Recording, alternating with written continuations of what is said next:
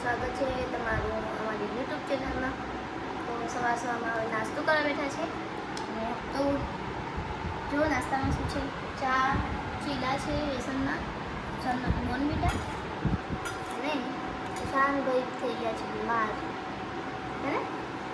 આખી રાત તાવ આવ્યો છે, થોડી રમીને રૂસાન બીમાર થઈ ગયો છે। જો ભાઈ કેવી હોળી રમ્યા છે, તું બીમાર થઈ ગયા। તાવ આવી ગયો છે છોકરાને, આખી રાત બહુ તાવ હતો, શરદી પણ થઈ ગઈ છે। ચલો ફટાફટ નાસ્તો વાસ્તો કરી લઈએ પછી। તો ઋષિ બીમાર થઈ ગઈ છે, આરામ કરે છે। ઋષુ સ્કૂલ નહીં ગયો આજે। અહીંયા બને છે કંઈ, શું બને છે, શું બનાવો છો? આલુ ભીંડી देखो ભીંડા અને બટેકાનું શાક બને છે, ટામેટા નાખાય છે।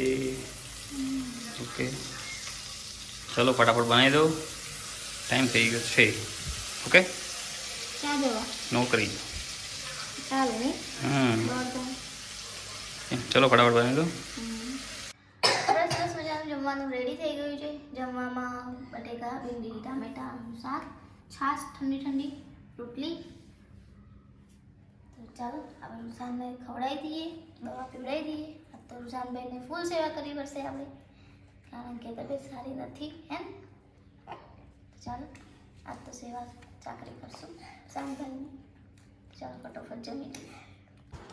તો રૂસાનને બહુ તાવ આવી ગયો છે, જો ઉધરસ પણ થઈ ગયું છે। અહીંયા વિક્સ અને મીઠાનું પાણી જે છે એ રૂમાલ પલાળીને માથા ઉપર મૂકવાથી થોડું તાવ ઓછો થાય એમ કરીને રૂમાલ મૂક્યો છે। તો દાળ ભાત ખાવા છે, તો રૂસાનને દાળ ભાત ખાવાની ઈચ્છા થઈ છે, તો હું કિચનમાં દાળ ભાત બનાવું છું।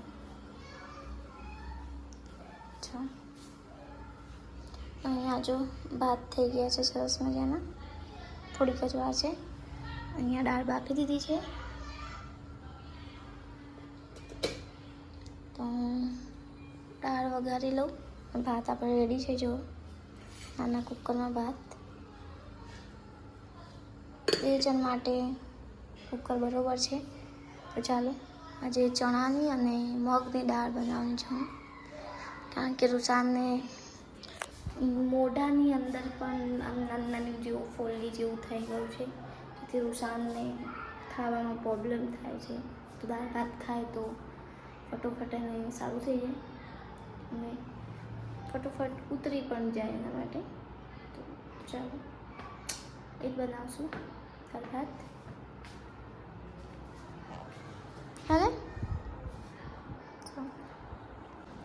તો જો અહીંયા મેં રૂસાનના દાળ ભાત રેડી કરી લીધા છે, અને મેં તીખા નહીં બનાવ્યા એના માટે, કારણ કે એના મોઢામાં છાલા જેવું પડી ગયું છે।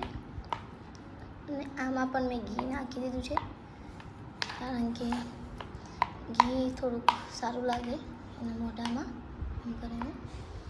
રૂસાન અહીંયા ઊંઘ્યો છે, નહીં સારું લાગતું બેટા? ખબર નહીં, તાવ ઉતરતો નહીં। હવે કાલે જોઈએ, હોસ્પિટલ લઈ જઈશું કાલે। આમ તો દવા લાવ્યા હતા, એ પીવડાવી હતી, અને હું રાખું જ છું એની દવા, કારણ કે જરૂર પડે તો પીવડાવી દેવા દે, એટલે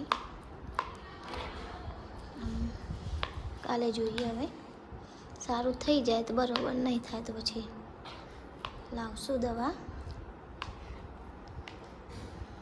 તો પહેલાં રૂસાનને ખવડાવી લઉં, પછી હું ખાઈશ, કારણ કે રૂસાનને ખવડાવવું જરૂરી છે પહેલાં,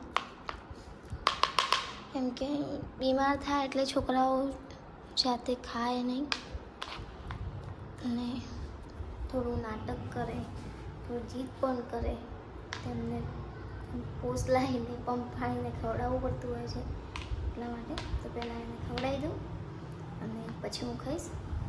તો આજનો વિડીયો જે છે, રૂસાન બીમાર છે તો હું થોડું સેટ છું, જો માથું બી નહીં હોય ને આમ થોડું સેટ જેવું લાગે, કેમ કે આપણે બીમાર હોય ને તો ચાલે, પણ છોકરાઓ બીમાર ના થવા જોઈએ. તો શું કહું લાસ્ટમાં, તો બધી માને એટલું જ કહીશ કે છોકરાઓ માટે શું કહેવું, છોકરાઓને કંઈક થાય ને તો એવું લાગે કે માની ઉપર પહાડ તૂટી પડતો હોય એવું લાગતું હોય છે. અરે ભલે છોકરું નાનું હોય કે મોટું હોય કે પછી ગમે તેવું હોય, અપંગ હોય કે ગમે તે સિચ્યુએશનમાં છોકરું હોય, પણ માનો જીવ બહુ જ બળે. તો આજે મને પણ મારા છોકરાને માટે કંઈક થાય છે ત્યારે મટી જાય, સારું થઈ જશે, હે સારું થઈ જશે. પછી ફરીથી રમવા માંડશે અને મજાક મસ્તી કરશે આપણા જોડે, વિડીયો પણ બનાવશે.